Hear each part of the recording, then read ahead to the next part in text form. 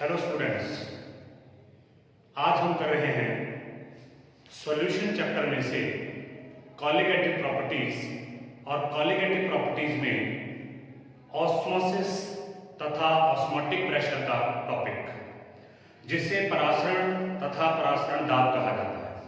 तो सबसे पहले हम स्टार्ट करते हैं कि कॉलिगेटिव प्रॉपर्टीज क्या है और उसके बाद हम बात करेंगे कि ऑस्मोटिक प्रेशर और ऑस्मोसिस क्या है और इससे संबंधित अन्य तथ्य क्या होते हैं। तो सबसे पहले हम बात कर रहे हैं कि कॉलिगेटिव प्रॉपर्टीज क्या होती हैं। Colligative properties, colligative properties, colligative properties को कहा जाता है अणुसंख्य गुणधर्म। अणुसंख्य गुणधर्म, इसका मतलब है किसी भी सॉल्यूशन के वह गुण जो सॉल्यूट के अणुओं की संख्या, सॉल्यूट के अणुओं की संख्या पर निर्भर करते हैं, निर्भर करते हैं। depends on the number of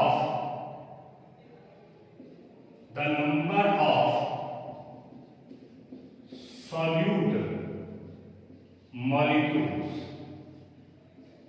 The number of solute molecules are called as colligative properties, अणुसंख्य गुणधर्म।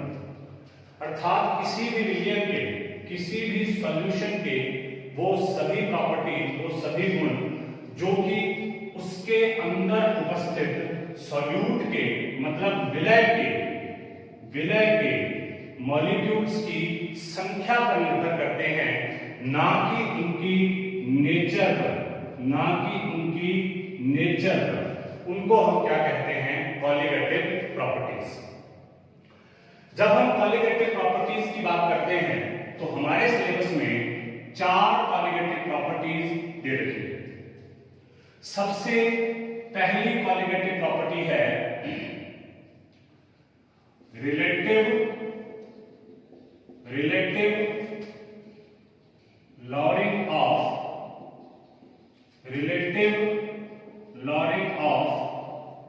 Vapour pressure, relative lowering of vapour pressure, जिसे कहा जाता है वाष्प दाब का आपेक्षिक अवनमन, वाष्प दाब का आपेक्षिक अवनमन। इसके बाद जो दूसरी प्रॉपर्टी है वो दे रखी है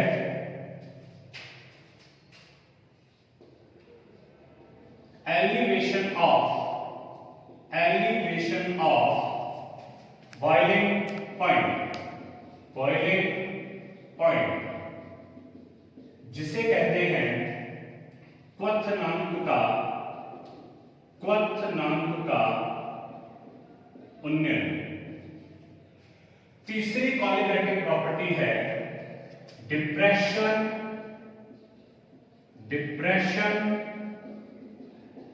ऑफ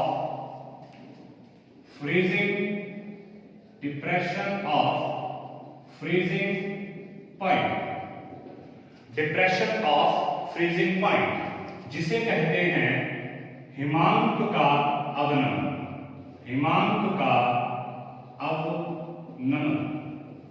और चौथी जो प्रॉपर्टी है जिसके बारे में आज हम बात करेंगे वो है ऑस्मोटिक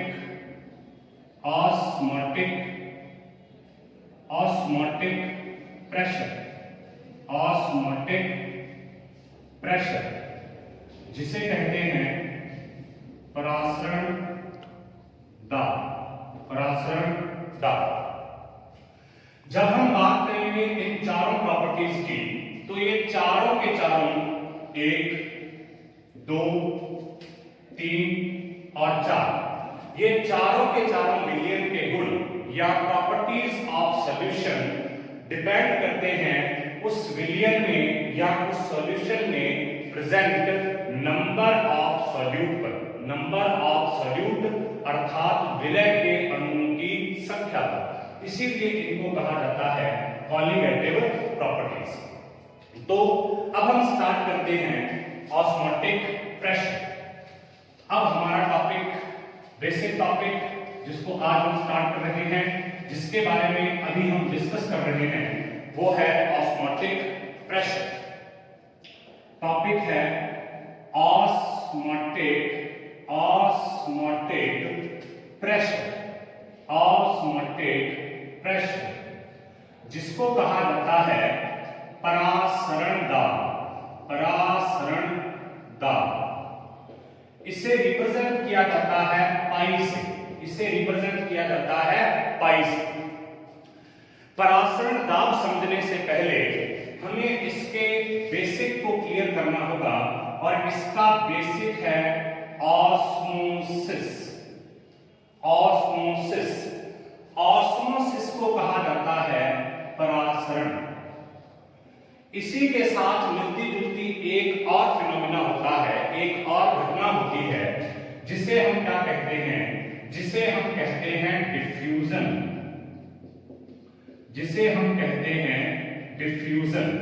डिफ्यूजन को कहा जाता है विसरण। डिफ्यूजन को कहा जाता है विसरण।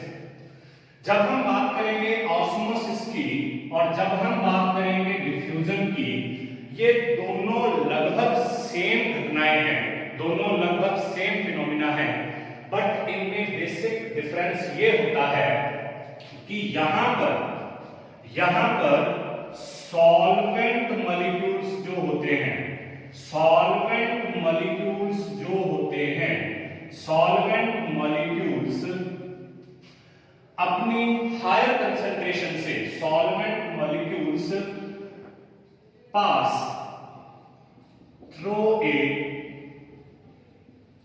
A semi permeable membrane from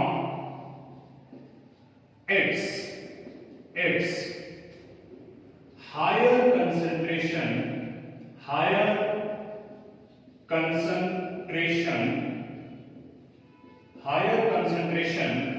to its lower concentration, higher concentration to its lower concentration। इसमें यह बात बहुत समझने की है कि सॉल्वेंट मॉलिक्यूल खुद की अपने रीजन की हायर कंसंट्रेशन से लोअर कंसंट्रेशन में जाएंगे, ना कि सॉल्यूशन की हायर कंसंट्रेशन से लोअर कंसंट्रेशन।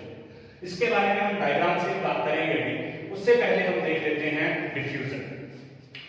डिफ्यूजन में सॉल्यूट के मॉलिक्यूल भी एंड सॉल्वेंट के मॉलिक्यूल भी, सॉल्यूट एंड सॉल्वेंट मॉलिक्यूल कोई भी हो सकता है। सॉल्वेंट मॉलिक्यूल्स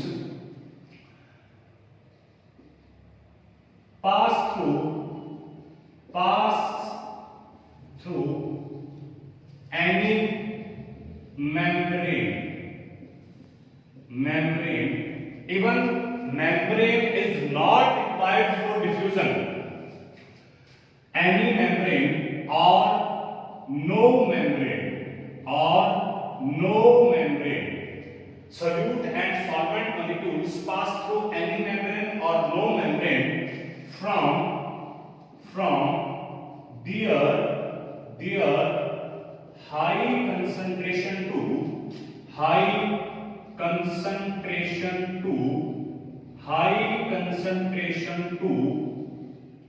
lower concentration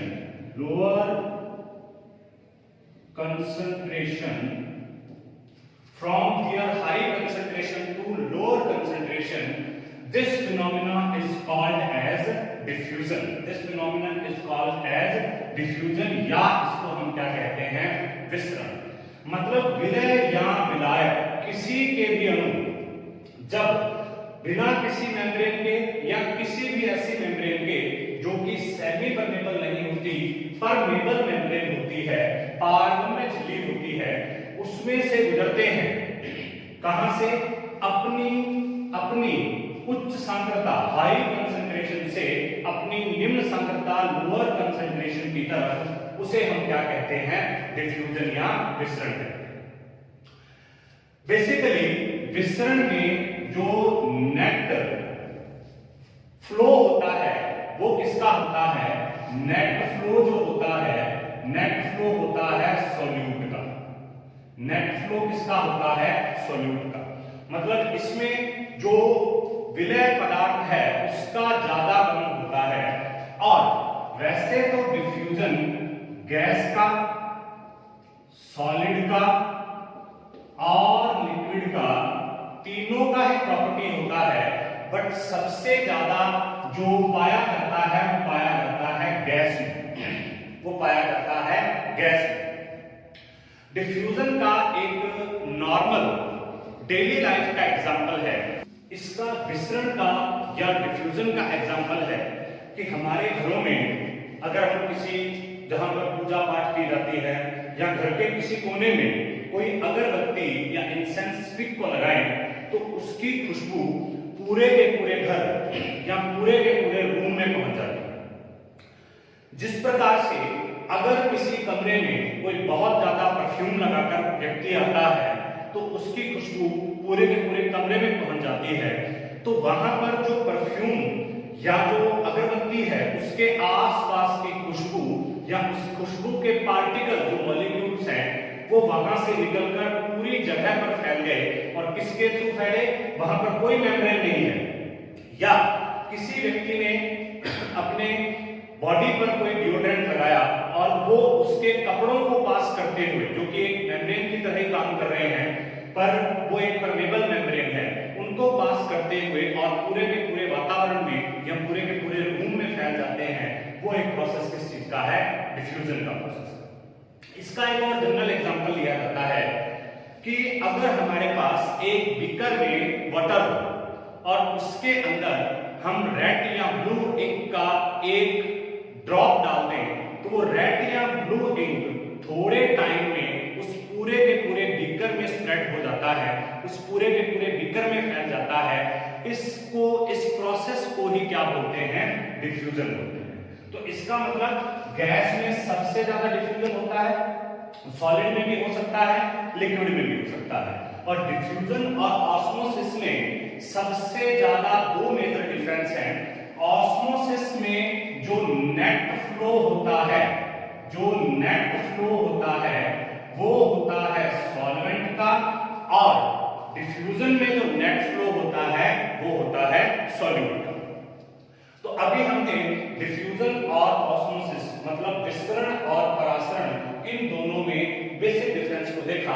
अब हम एक डायग्राम से समझते हैं कि ऑस्मोसिस की प्रोसेस क्या है।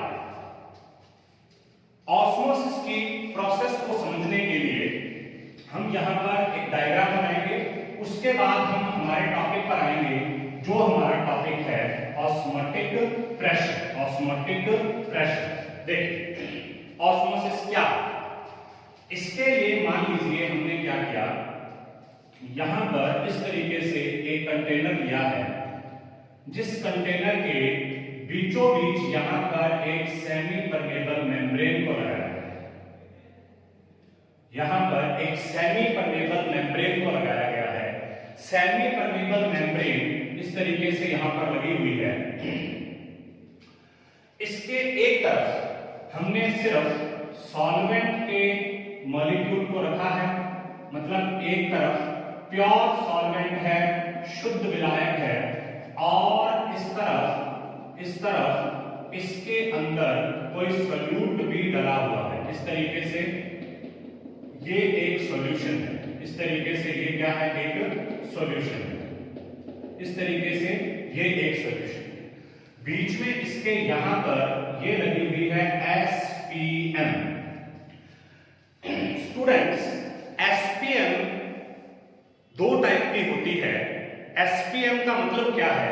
एसपीएम एक मेम्ब्रेन है जो कि सॉल्यूट के मॉलिक्यूल को पास नहीं होने देती और सॉल्वेंट के मॉलिक्यूल को पास होने देती। इसका रीजन ये है कि एसपीएम के जो पोर्स होते हैं, वो बहुत छोटे होते हैं।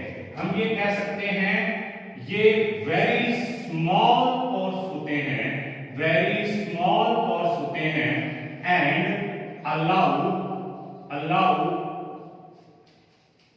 the flow of solvent only, और सॉरी, जो सेमी परमेबल मेम्ब्रेन है ये दो टाइप की होती है। एक तो होती है नेचुरल और एक होती है आर्टिफिशियल। नेचुरल में अगर हम बात करें तो नेचुरल में हमारे पास आती है एनिमल मेम्ब्रेन, जैसे पिग ब्लैडर है, ये एनिमल मेम्ब्रेन है। आर्टिफिशियल में सेलोफेन की आती है और कॉपर फेरोसाइनाइड, ये एक कॉम्प्लेक्स कंपाउंड होता है कॉपर का। इसकी आर्टिफिशियल टाइप की सेमी परमेबल मेम्ब्रेन होती है। अर्ध पारगम्य होती है। अर्ध का मतलब है आधा, सेमी का मतलब है हाफ, मतलब जो आधी चीजों को पास होने देती है और आधी चीजों को नहीं। हम वापस आते हैं ऑस्मोसिस पे। यहां पर क्या है? यहां पर प्योर सॉल्वेंट है, और यहां पर क्या है? यहां पर है सॉल्यूशन। तो इस प्योर सॉल्वेंट के पार्टिकल का इस सेमी परमेबल मेम्ब्रेन में से होकर इस सॉल्यूशन की तरफ आना क्या कहलाता है? ऑस्मोसिस कहलाता है। Then what is osmosis? Osmosis is a flow of solvent molecules from their high concentration to their low concentration through a semi permeable membrane. एक बार वापस देखते हैं, what is osmosis? Osmosis is flow of pure solvent from its higher concentration to its lower concentration through a semi permeable membrane। मतलब इस यहां solvent के molecule का अपनी हायर कंसंट्रेशन से या अपने रीजन से जहां पर उनकी कंसंट्रेशन कम है वहां पर जाने की जो प्रोसेस है, किसके थ्रू? एक सेमी परमेबल मेम्ब्रेन के थ्रू, उसको हम क्या बोलते हैं? ऑस्मोसिस बोलते हैं। इसमें डेली लाइफ के बहुत एग्जांपल हैं। जैसे अगर हमें हमारे घर में कोई फ्लावर्स है या कोई सब्जियां हैं, फ्लावर्स मुरझा गए हैं, सब्जियां मुरझा गई हैं, तो अगर हम उन्हें पानी में डाल दें तो उस कंडीशन में वो पानी उसकी जो बॉडी है, उसकी जो मेम्ब्रेन है, उसको पास करता हुआ उसके अंदर चला जाएगा और वो वापस ठीक हो जाएगी। इसी तरीके से अगर हमारे पास किशमिश हो, अगर हमारे पास रेजिन्स हो, अगर हम उनको वाटर में डाल दें तो थोड़े टाइम बाद वो किशमिश फूल जाते हैं। ये प्रोसेस भी क्या होता है? ऑस्मोसिस का प्रोसेस होता है। इसी तरीके से अगर हमारे पास बीन्स वगैरह हैं, अगर हमारे पास पीज हैं अर्थात मटर हैं, उनको भी अगर सूखे मटर वगैरह हैं, अगर उनको भी हम पानी में डाल देते हैं तो वो भी थोड़े टाइम बाद पानी को सोख कर, पानी को अब्सॉर्ब कर फूल जाते हैं। तो ये सारे के सारे प्रोसेस क्या होते हैं? ये सारे के सारे प्रोसेस ऑस्मोसिस को बताते हैं। Then what is osmosis? Osmosis is flow of pure solvent from its higher concentration to its lower concentration, or from pure solvent to solution, solution through a semi-permeable membrane, and this process is called osmosis. Now we are discussing about osmotic pressure कि जो परासरण दाब होता है वो क्या होता है। सुनिए, अगर हम यहाँ पर कोई पिस्टन लगा दें, यहाँ पर किसी तरीके से हम यहाँ पर एक पिस्टन लगा दें, यहाँ पर एक पिस्टन है और इस पिस्टन के ऊपर हमने कोई वेट रख दिया, इस पिस्टन के ऊपर हमने यहाँ पर पहले वेट था, मान लीजिए इसके ऊपर पहले वेट W1 था, यहाँ पर हमने क्या कर दिया W1 प्लस W2 वेट डाला। इसका मतलब यहाँ पर क्या होगा, एक प्रेशर अप्लाई होगा और वो प्रेशर क्या करेगा, वो प्रेशर इस प्योर सॉल्वेंट के फ्लो को रोक देगा। स्टूडेंट्स क्लियर दैट कई बार हमारे दिमाग में ये कंडीशन होती है, ये मिसकंसेप्शन होता है कि pressure of osmosis is osmotic pressure, not कि परासरण द्वारा उत्पन्न किया गया दाब परासरण दाब है, नहीं। परासरण दाब क्या है, वह दाब जो परासरण की क्रिया को रोकता है, वो एक्स्ट्रा प्रेशर जो परासरण की क्रिया को रोकता है, ऑस्मोसिस के प्रोसेस को रोकता है, स्टॉप करता है, उसे हम क्या कहते हैं, उसे हम कहते हैं ऑस्मोटिक प्रेशर। तो हम ये कह सकते हैं the process of osmosis, the process of osmosis can be stopped by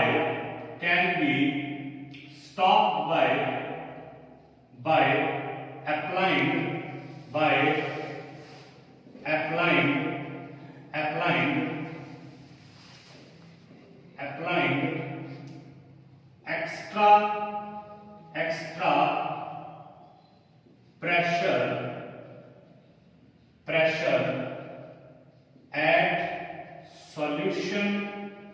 at solution side, and this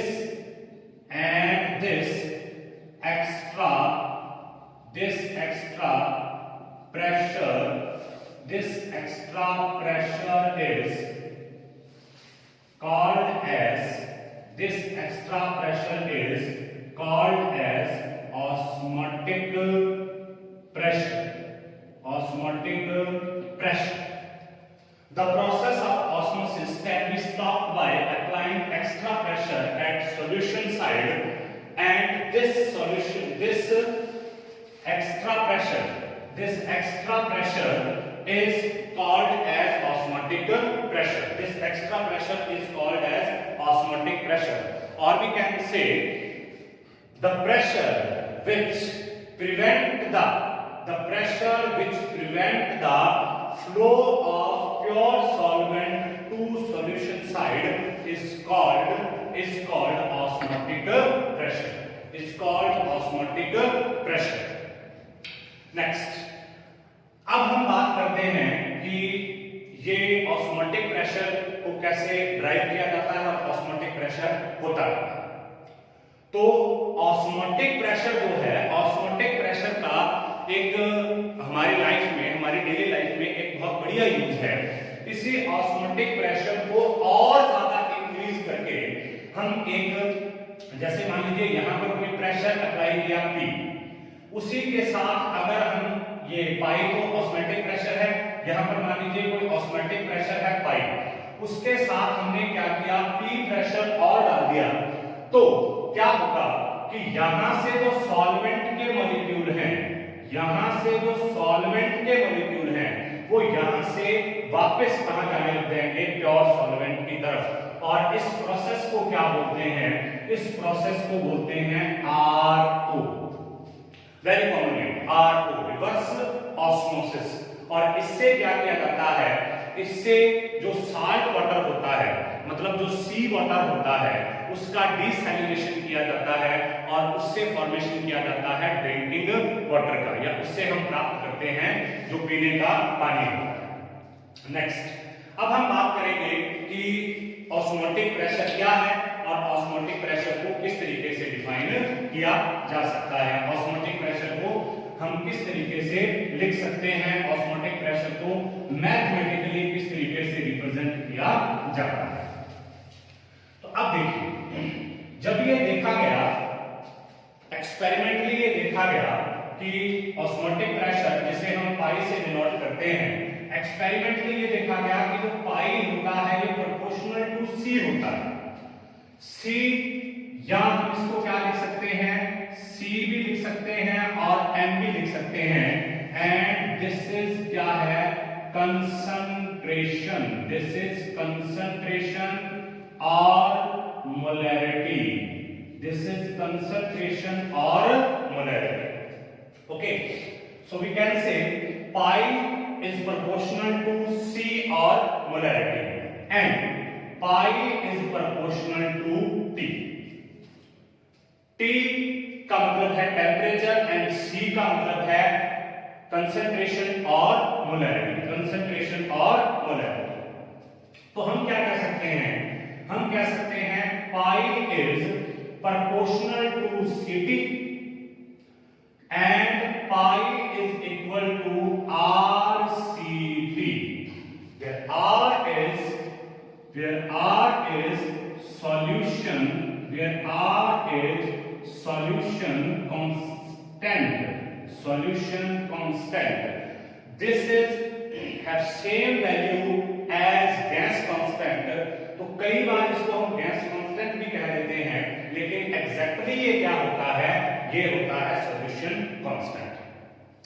और सॉल्यूशन कांस्टेंट की वैल्यू क्या होती है, 0.0821 ATM litre upon mole kelvin.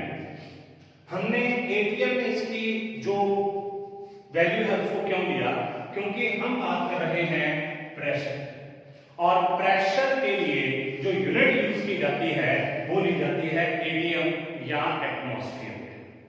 तो इसका मतलब जब हम बात करेंगे इसकी, तो ये कैसे निकलेगा, pi is equal to RC.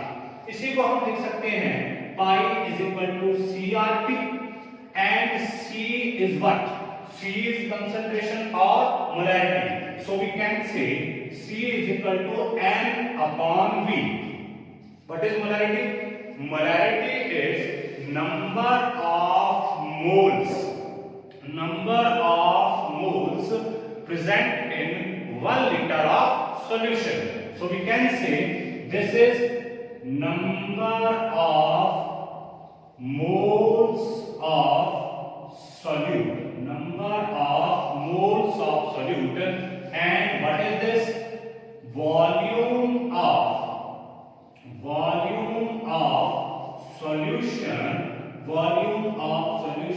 in liter, volume of solution in liter. So we can say pi is equal to NVRT, and where T is equal to absolute temperature. This is absolute temperature. Hindi में इसका बहुत special नाम है, इसको बोलते हैं परमताप, absolute temperature, परमताप। And ये किसमें होता है, ये होता है ऑलवेज केल्विन में। ये किसमें होता है, ये होता है ऑलवेज केल्विन में। तो हमने यहाँ पर बात की पाई के बारे में। What is pi? Pi is osmotic pressure, and osmotic pressure में सबसे पहले हम बात कर रहे हैं कि पाई जो होता है वो किसके प्रोपोर्शनल होता है, pi is proportional to C, C और एम कंसंट्रेशन और molarity, and pi is proportional to T, and what is T? T is absolute temperature, and so from this and this we can say that pi is proportional to Ct and pi is equal to RCT. This is not root canal treatment, ये dentist का word नहीं है, dentist use करते हैं RCT, वो नहीं है, ये है pi is equal to RCT और pi is equal to CRT, and what is C? C is n upon V, number of moles of solute in 1 liter of solution, or we can say number of moles of solute upon volume of solution in liter. तो आज हमने बात की है osmotic pressure की। सबसे पहले हमने बात की कॉलिगेटिव प्रॉपर्टी। कॉलिगेटिव प्रॉपर्टी के बाद में हमने बात की what is osmosis and diffusion, and उसके बाद हमने बात की है ऑस्मोटिक प्रेशर की। ऑस्मोटिक प्रेशर को पाई से डिनोट करते हैं, और ये ऑस्मोटिक प्रेशर के ये इसका पूरा मैथमेटिकल रिप्रेजेंटेशन है। बहुत सारे क्वेश्चंस नीट में, बहुत सारे क्वेश्चंस जेईई में इससे पूछे जाते हैं, तो आप इस टॉपिक को बहुत अच्छे से देखिए। धन्यवाद।